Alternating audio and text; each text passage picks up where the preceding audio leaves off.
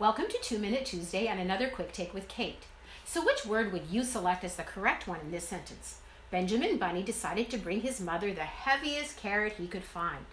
Is that carrot with an E, carrot with an A, carrot with a K, or carrot that you eat? Oh, that's an answer worth waiting for. Or is that waiting?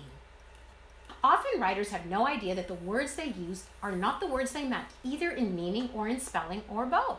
For example, there's pique and peak, affect, effect, principle, advice, to, bear, do to, and the list goes on and on. And that's the trouble. Ours is a tricky language, and spell check will often not catch these problem words. Two of the most commonly confused sets of words I see as an editor are lead, L-E-A-D, and lead, L-E-D, and insure with an I, insure with an E, and assure. The noun lead, L-E-A-D, which rhymes with head, is a soft metal used in pencils and other items. The verb lead, L-E-D, is pronounced the same way as a pencil lead, but it is the past tense of the verb lead, which means to guide and rhymes with deed. On a resume, you would write, I led a team last year, L-E-D.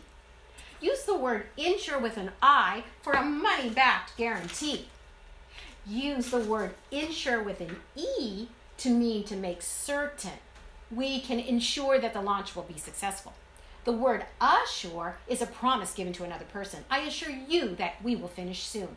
I assured Benjamin Bunny we would return to his story. So what is his story? What did he bring his mother? Did he bring her the heaviest carrot in the garden? That's certainly a possibility. Or did he bring her the heaviest diamond, one that was 200 carats? That's a possibility too, but only if Benjamin Bunny has stock in Amazon.